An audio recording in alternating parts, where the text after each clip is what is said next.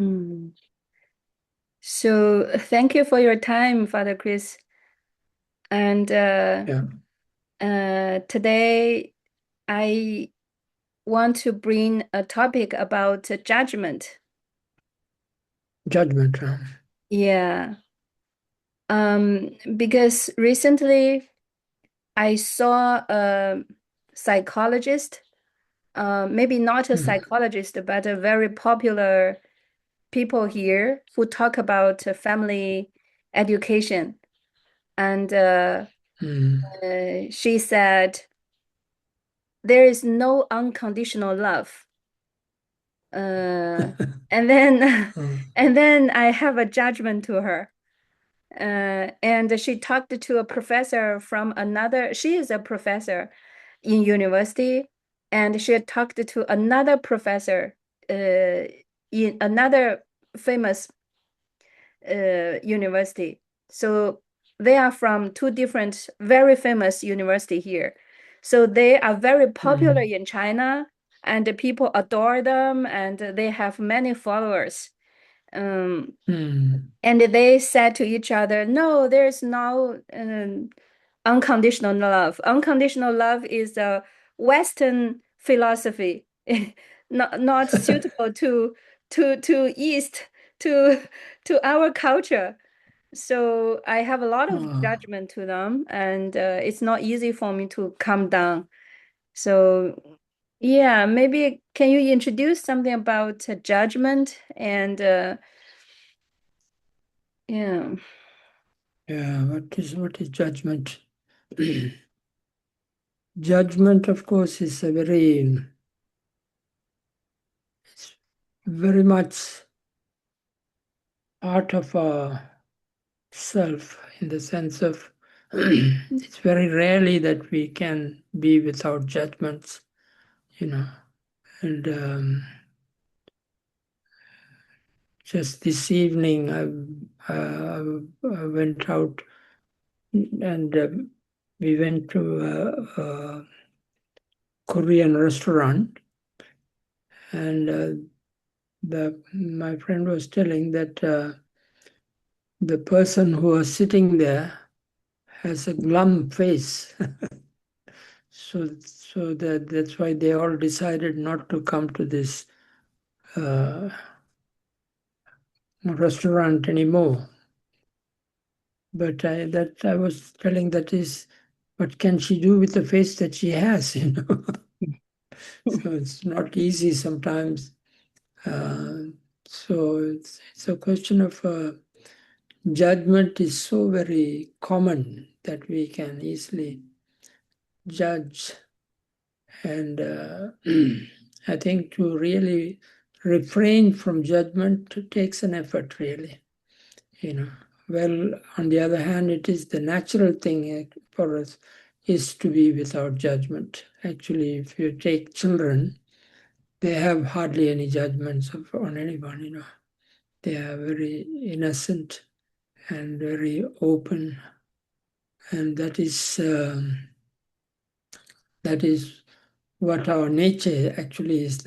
That you see, to be really open to everyone, and so that is so judgment is something that is difficult for us to refrain from, but it's an effort on our part to go back to the original self, you know. So that is something that is good. That is an effort that we have to make, and it's very nice that NBC has brought that part of being able to be non-judgmental. You know, that's why uh, the non-judgmental presence is only possible when there is no judgment. When you have judgment, then of course your presence is diminished, you know, it's tarnished actually. So, so non-judgmental living is it's an effort. It's a challenge sometimes, but on the other hand, it is also the natural. It's very natural to us. This is our real nature. And somehow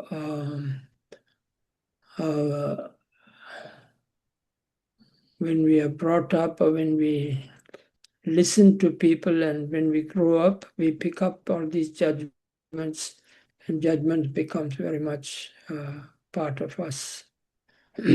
So that's why NVC is always going back to the original self. And that is,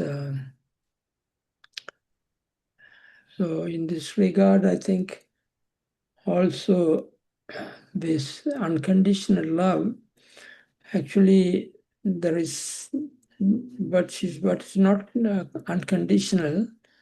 It's not any more love. You can't use the word love for that. You may have to have something else, some other word, but actually love means, it simply means unconditional, and love is never measured. It's not a question of you love little or it's always only one measurement of love. That's a complete openness. So it's natural for people to deny that there is unconditional love because they normally don't see it anywhere. Hardly anyone practices unconditional love, and they somehow think that it is not it is not there. It is not, which is true, that you don't find unconditional love readily in the life of our life or in the life of other people. Mm-hmm. So what they say is in one way is true. Mm-hmm. There is no such thing as an unconditional love because it is not very clearly seen by others. But love itself is always unconditional. If it is not unconditional, you cannot call it love. Mm. Mm-hmm. So love, That is why, go ahead. Love is love. Love is unconditional. Yeah. If there is a word said unconditional love, it means something else already, not love itself, not love anymore. Love is only unconditional. Anything else less than unconditional cannot be called love, you see. You may have to have another word for it. Maybe it may be that you like someone, that may be, you see, another way of saying love, but actually that is not love. Love actually is always unconditional. Can you say more about this, about love? So, so I think there is also scriptures that talk about love, and if you take any of the poems of Rumi, but love comes out of it all is always an unconditional love, that so unconditional love means that you do not measure, and it is beyond measures, and it's like like openness, for instance. Openness means you cannot be open to some people and not to others. That means, of course, those are all putting restrictions and conditions. Then it sort of diminishes that. So, and I think in the Gospels, I think it says about that you love just like God loves you. In other words, he says his rains falls on the good and the bad, you see, and it does not discriminate. And so I think there are number of scriptures also in, I don't know about the others also, I'm sure there are, that talk about love as unconditional. So what does actually unconditional mean is that you don't put a condition to it. You don't, you say, for instance, I would love you if you look like this, or I will love you if you do this. You see, those are all contracts and conditions, you see. So, for instance, unfortunately, even the best of love that we call in marriage, for instance, that also is no more unconditional, it's a contract, If you behave like this, and then I'll be with you, otherwise, no. You see, so those are the conditions. So while actually real love, when you want to talk about love, it really means so that is very much close to also what they call in the spirituality, what they call the devotion or bhakti in the Sanskrit, it's which they use, means that your love of God you cannot put any condition to it. You see, you love God because He gives you and He takes, gives what you want. It's not that way.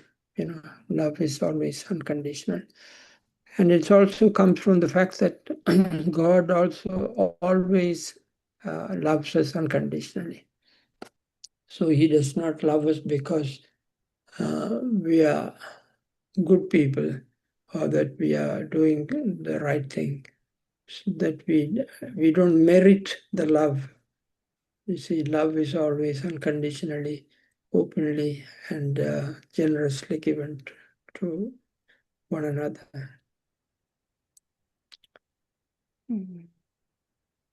So, yeah. And in intimate relationship, people may check again and again or ask the same question, how much do you love me? And yeah, that's it's right. very popular. Yeah. How much? Can you love me more?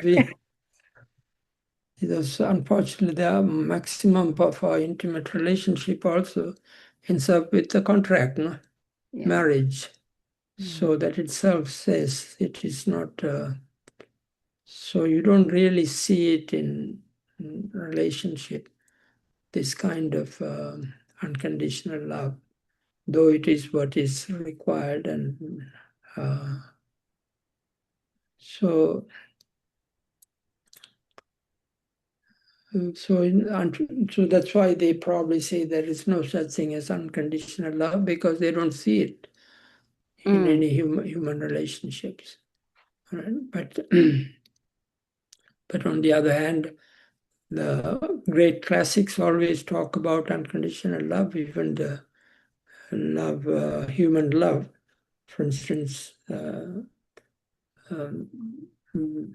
love of Laila Majnu, or even the Taj Mahal, and all it's a reminder of an unconditional love, a total love.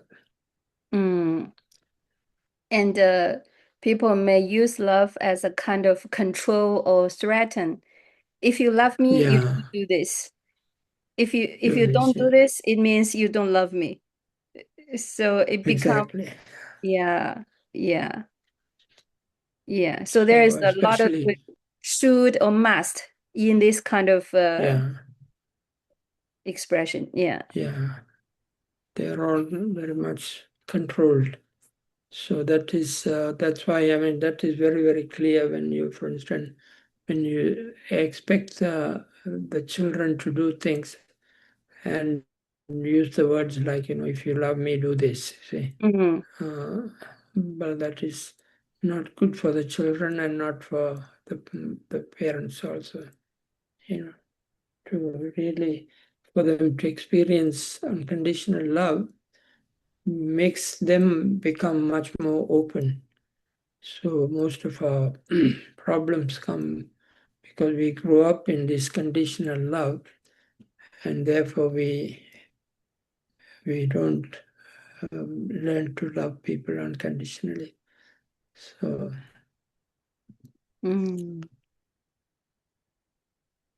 Yeah. So what they say is correct in the sense they don't see it. So they also may rightly say that there is no such thing as unconditional love.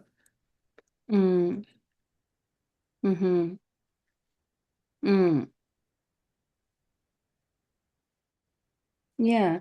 When you said they say is right, it tells me that in their world, based on their judgment, what they said is right for themselves. Yeah. If but they say it in a way that it's truth. It's not their judgment. That's it's right. not, yeah. And especially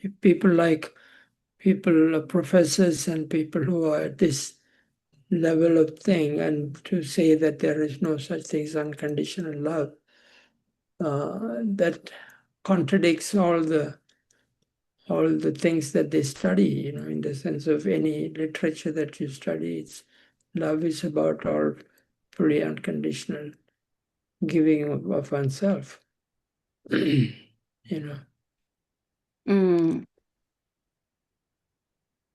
Yeah. So it's their judgment, and it is. Yeah, and they have followers will listen to them. And based on this kind of knowledge, when they go back to their life, it will bring more conflict, more exactly. Yeah, more breakup with in their relationships. Yeah, it's for tit for tat, Yeah. They come back to the old. But actually, that is where you see, for instance, if you read in the script, in the scriptures of the Gospels, when Jesus talks about, okay, you heard this and this and this, but I tell you, it is not,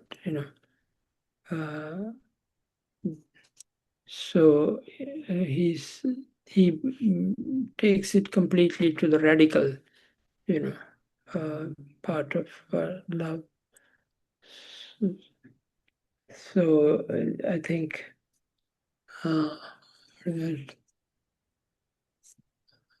it's very clear in the scriptures, I think.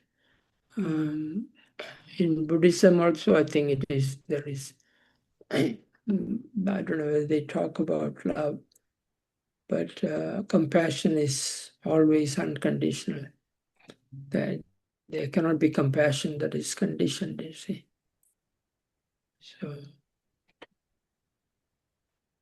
So I don't know where they get the idea that love is, and there is no such thing as unconditional love. They may did some research, or they have some kind of observation. Maybe their observation is not all of the human beings in this world. They just based on what they observed and made this conclusion, I guess. Yeah. Well, what they say is they find it extremely difficult to have unconditional love. That is true. That is true because we have been so trained and used to conditions that we expect. We don't think that there is such thing as unconditional love.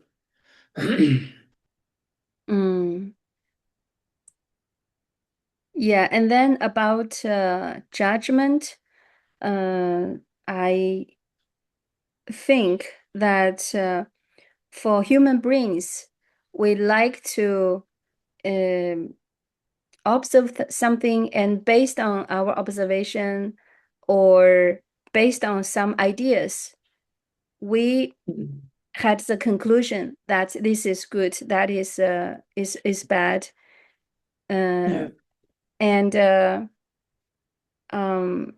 then people in the same community may have, or different people have different views of what happened.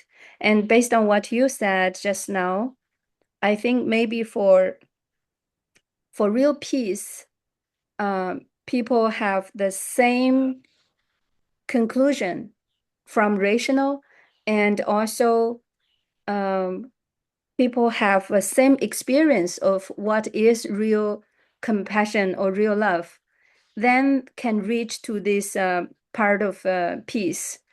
Yeah. If we have different views, different judgment, for real peace, it's not easy. Yeah. Yeah. Yeah, you're right in the sense of what makes real peace so very difficult is partly because of these judgments, that we are so accustomed to judgment that we judge people who are worthy and who are not worthy, who are, so we discriminate people. So that is partly the main problem with peace also. And inequality in the world is also partly that. It's not about people's needs. It's about people. It's not about people's needs. It's about people's greed, actually. Who wants it, they get it. You see? Yeah. And another point I realized is that the society, for the improvement of society, they need based on some kind of same values. Like for China, there are some values about in different levels, personal level, society level, country level, like honesty, freedom, and some others. And people treat all these values sometimes as moral judgment to people's behavior. So I think sometimes in NVC, for some words, it can be treated as values and needs, or if it's in moral judgment, it can also be treated as moral judgments. So this makes some kind of confusion to people as well. So what do you mean by moral judgments and the value judgments? Yes, for example, honesty could be a need. Everyone need honesty and or integrity. If we put these words into the judgment level or the field of judgment, it could also be a moral judgment to other people. You are not honest. You are not integrate, something like that. Yeah. Yeah. You're not truthful and things like that, yeah. Yeah. Moral judgments. For instance,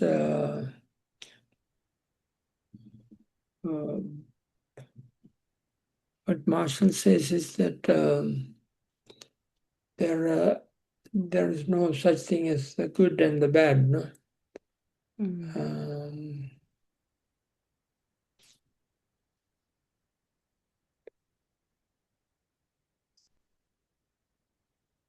So yeah, I think that is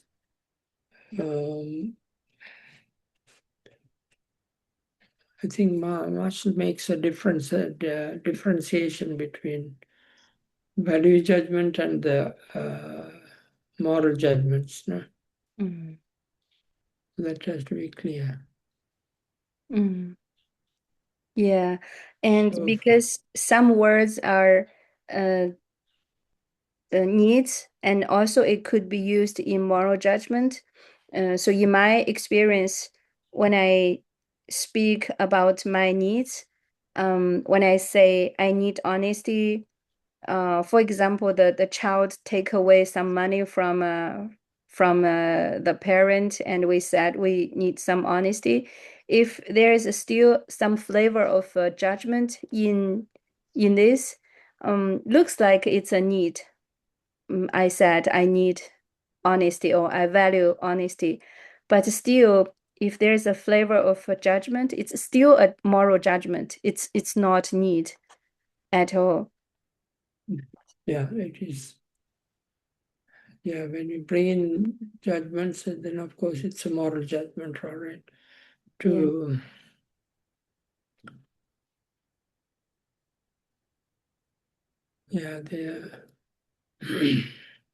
they are little difficult things to distinguish, It's not that very clear, easy to distinguish, and so that has to really rethink about when you say you expect people to be honest, and you want, that's sort of a need that everyone has. Or for instance, but then would you call also justice also a need? And people, you want just, will that be a need also, So it's not an easy thing to decide.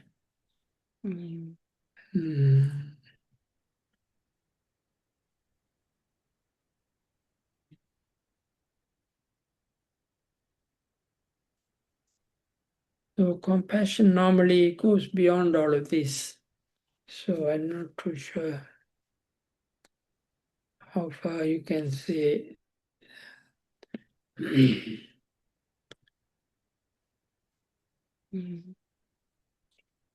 I found out.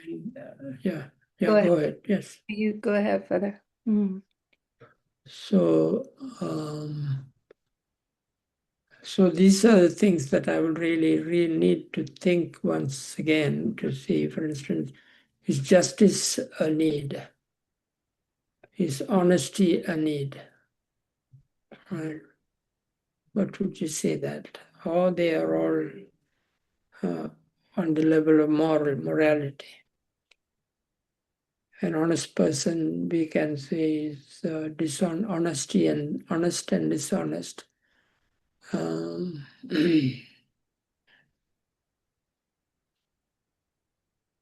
what does it mean to be honest? If someone tells a lie, so when you say, for instance, there is no such thing as good and bad, the right and wrong, and in that case, how would you say that you need honesty as a need or justice as a need?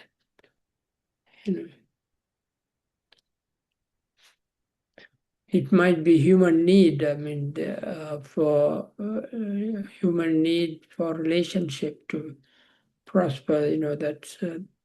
That is the condition under which human relationship can really flourish. But does that, yeah. So in that sense, you might say it's a need for, or a condition that really needed for, just like, water is something that's a need for the plant to grow and flourish. So in the same way, for instance, love and relationship to grow, honesty and integrity, those are all important values. Right?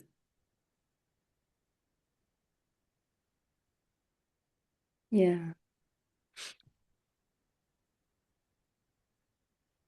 Yeah. I used to work in a international school, and our values is like holistic. So so the students develops different areas of them, and the principal, when he wanted to hire new teachers, the first thing he checked with the teacher is what's your key points of education, or how do you think of education? What's important when you educate a child? He said, if a teacher said academic is more important than other things, he would not hire those teacher. He wanted to find teacher who fits the same value of him and the school. It will be easier to deal with the teacher. If the teacher focus on academic, and if he took him in the school, there will be some more conversation or conflict would happen.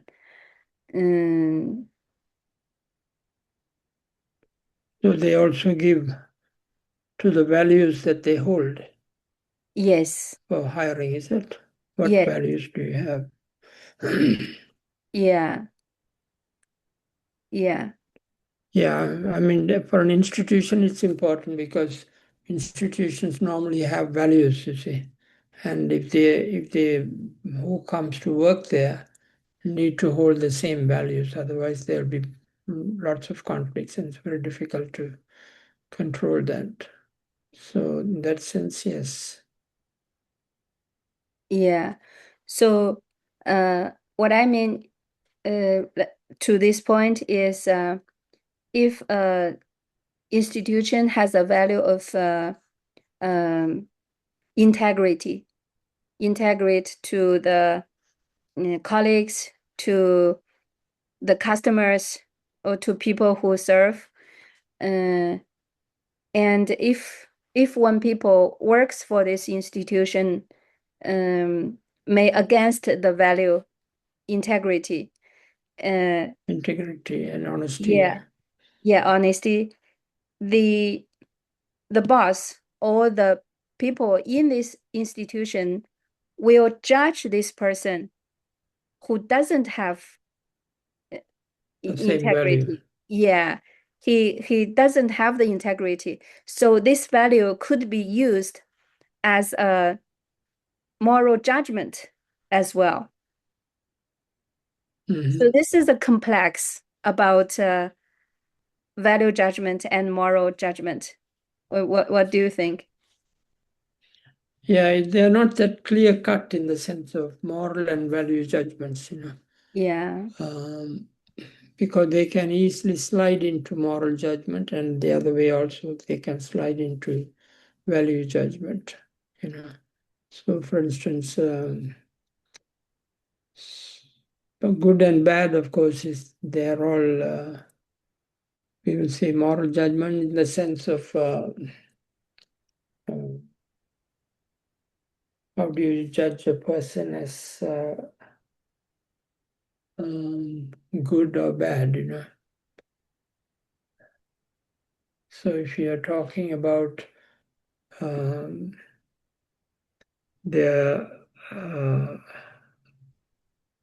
they're not open and truthful, then of course that will be a kind of a moral judgment, you see.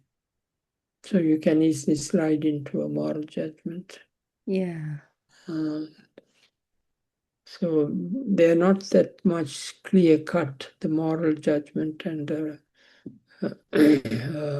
value judgments, because they can easily slide into one another,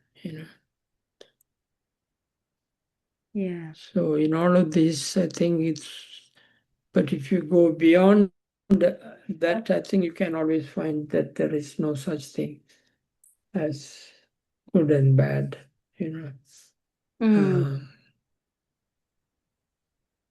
At least totally good, I mean, to say someone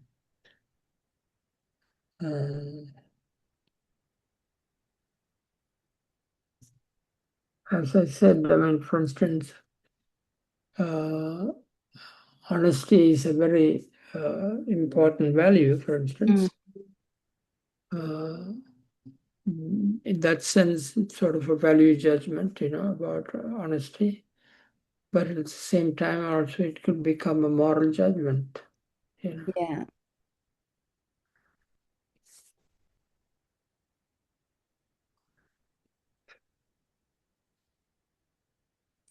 I remembered NVC is not a static language. That's right. That's right. It's a dynamic one, yeah. Yeah, it's a dynamic language. So if we put in this kind of framework, when people does something we don't like, it's just a behavior we don't like. Yeah, exactly. Yeah, yeah. The behavior doesn't meet our needs for honesty. So it's Yeah. not a static language to point to this person to give him Yes, the yeah. moral judgment. You are not good. You Oh, are not good, yeah. honest. Yeah. And then Yeah. it might be out of the bias of value judgment and moral judgment. Yeah. Yeah. In that sense, that's what I meant by you can either slip into this or the other side, Yes. Yeah. So it's still about the consciousness. Yeah, still about the consciousness. Are we in the NVC consciousness of compassion, of out of No, value judgment, or yeah. we are in the consciousness of Jackal of moral judgment? Yeah. So consciousness is something that goes beyond all of this, Yes. If you go to consciousness, there is no such thing as, good, bad. I mean, there is no such thing as God, bad in the sense that is in the consciousness level, in the sense of, in other words, consciousness is sort of a limitless. Yeah. It does not put a limit to life's purpose and life's ways.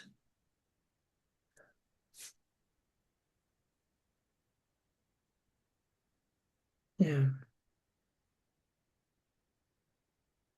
And people can Okay. sense the consciousness from the words, from the gesture, from the tone of how we say I need honesty. Even just a word or yeah, people can sense it. Yeah. Yeah.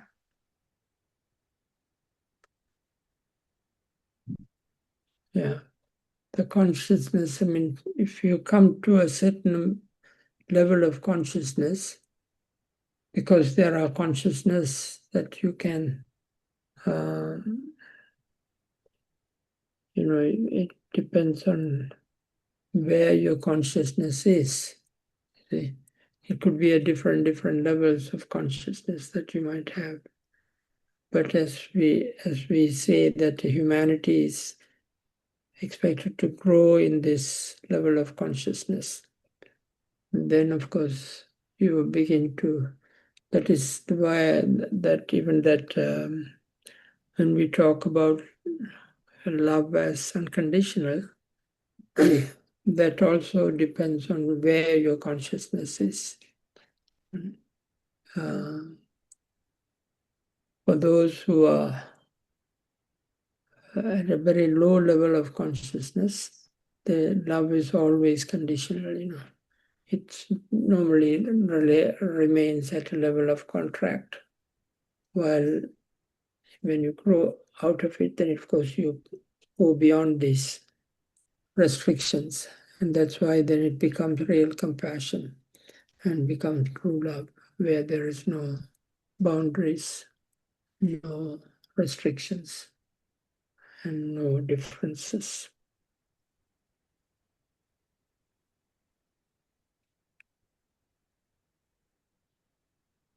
Mm. So also, I think humanity also, the level of consciousness has always been different growth is there, you know. Mm. So for instance, early humanity, it's a question of, tit for tat, you know. If you do this, I'll do this, you say.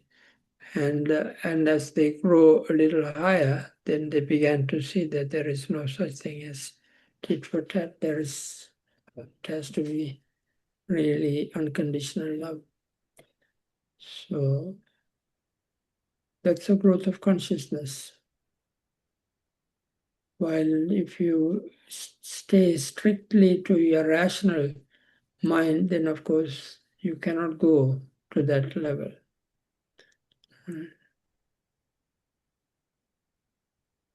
Because NVC is precisely invitation to really be conscious, you know. NVC consciousness is basically consciousness of love, you know, the pervasive presence of love and compassion. And the consciousness could be conveyed in a very simple way. The four elements: observation, feelings, needs, and request. That's all to convey the consciousness. And even people just practice it mechanically, and finally they can go to this consciousness. Consciousness, yes. Yeah. So this is a path that they could follow to raise a consciousness level. So that's why when we really imbibe the spirit of these 4 steps, then it becomes a NVC consciousness. That's what we talk about. And sometimes it also limits people to go for the consciousness, because people may just treat the 4 elements as the whole of NVC. Yeah, actually they treat it as mechanical, you know. Yeah. So as technical, something like that. Then that's why when you use these things as tools, then they don't touch upon consciousness. Right? These might be tools, but actually these tools are there to go beyond them, you know. So that is so like the rules are there for as a guidance, but actually the guidance is to go beyond the rules, right? To understand it in that sense, just like a painter, for instance, has a sketch as a guide for him to do the painting. But then when he really wants to paint, he destroys the structure before he can go beyond into painting, you know, where you go beyond. So that way, that is what it means about, so that happens that you need to go beyond this conditional love to an unconditional love. And that is what we mean by NVC.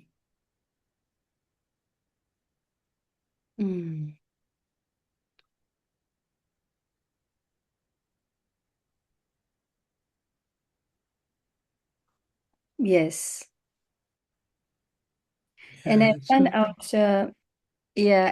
out, from my teachings, I mean, my sharings, and so I can see a lot of cases, and I find out the biggest challenge for people to really go through NVC as a path to compassion is they cannot letting go the judgment. It's very hard. Yeah. It's very, very hard. Yeah. until you can let go of your judgments, then only you really reach the NVC consciousness level. You know, as long as you hold on to your judgments, then it's going to be difficult. Once I had a exercise for people in our training. 1 week before, we talked about honesty, and after that week, we talked about giraffe screaming. And when we start from the first step, I ask them just to remember something that still touched you, that you want to speak your honesty, but you didn't do that. And then a participant said immediately, this is the same as honesty. Why we do this again? and you know, and then we followed up some kind of steps to have that giraffe screaming. And some people really get the transformation about in between all the steps, because for each step I will share something. Maybe something is related to this step, maybe something is about transforming, not related to this step. But for people who are really strict in making the steps, they cannot understand what happened, why these steps, why we just follow these steps, why not those steps. And it's very hard to explain to them. Step is not the step itself. It's just a kind of, as you said, it's just a kind of scratch, that some rules you follow, and then you can in between make your own rules or make your own ways of doing it. It's very different. Yeah. And finally I found out one person is not there, but some other people, they finish the transformation inside. They find out they are very different at the beginning of starting this exercise and then after they finish. But for one person, you still figure out why these 6 steps, why are not those steps, you know. she's still figuring out that. Yeah. Yeah. Steps are only a means, actually. Yeah. If you stick to them, of course, then you lose the whole purpose of that. Yeah. Yeah. And I remembered when I started to learn MVC, at the beginning, there were trainers that they just follow the steps, let us do the exercise, and I couldn't get it. Why these steps? And I just followed it. And in recent years, I find out more and more. I make the exercises by myself. I just innovate the steps at the moment, how I flow in my heart, and I make the steps authentic to the people who learn MVC as well. And then I use those as just as some way that to answer different questions in between the steps, so they can do the transformation inside and go to the point of love and compassion. It's very different energy. Yeah. So if it's very rational, if it's very use brain to learn, and it's very hard. Yeah, it's not. You cannot. It's not as you cannot use that as a static rule. You know. Yeah. So it is a dynamic process. That means these steps are there for you to really go beyond. Right? So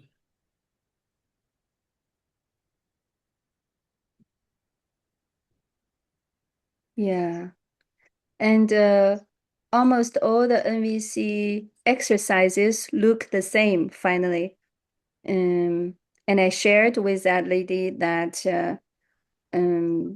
if you do every NVC practice, NVC exercise, you may say finally, and in the process, it talks about what's your thought, what's your judgment, what's your observation, what's your feeling, and what's your strategy and what's your needs, and then a request or demand.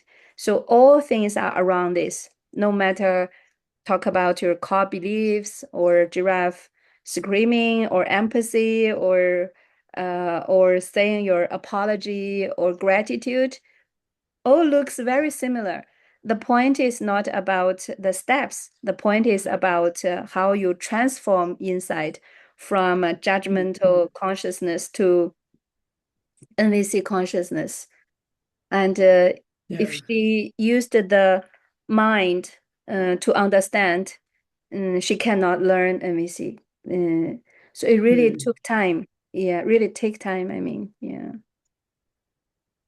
Yeah, but it's an important thing because till you go to that level, it becomes, it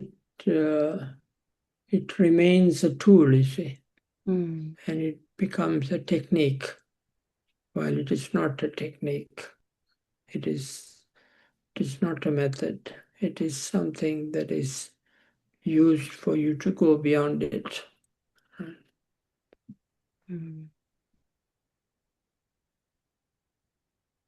Yeah.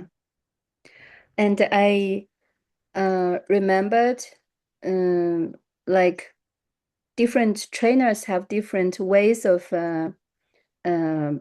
training NVC or sharing NVC. And for some trainers, they design some steps, design some exercises, like for honesty, how to say no, how to gratitude.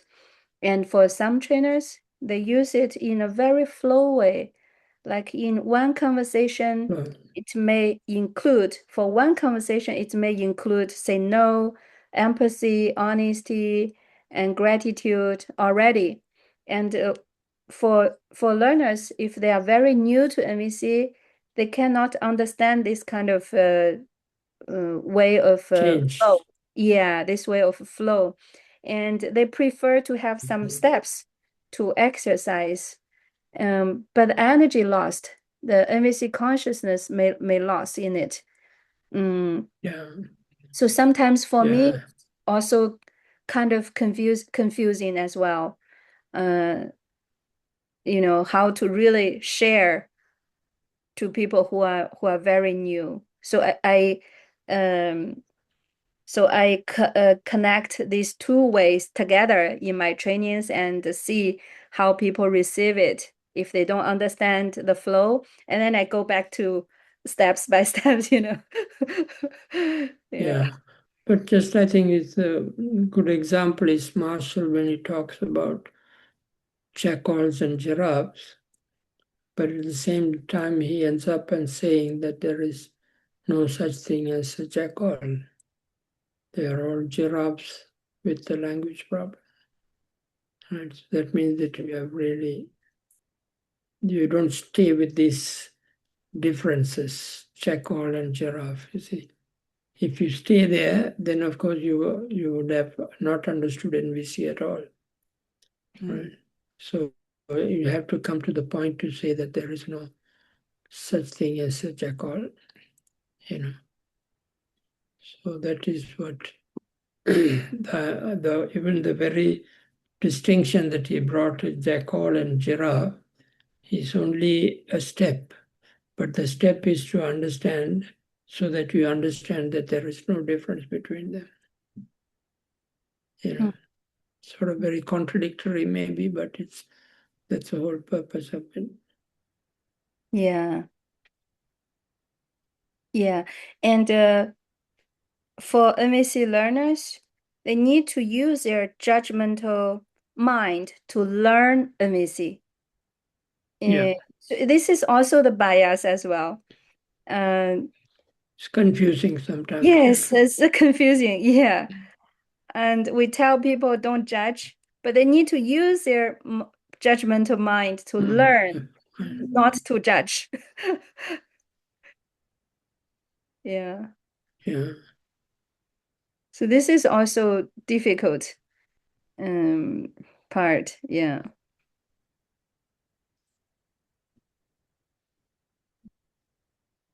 Yeah. So shall we go for the meeting? Yeah, there's something else I like to talk. Maybe, yeah, we go for the meeting and we tomorrow morning can we continue at 8 here or 8:30 here? Are you fine with it? What time is mine? Will be 8:30 will be?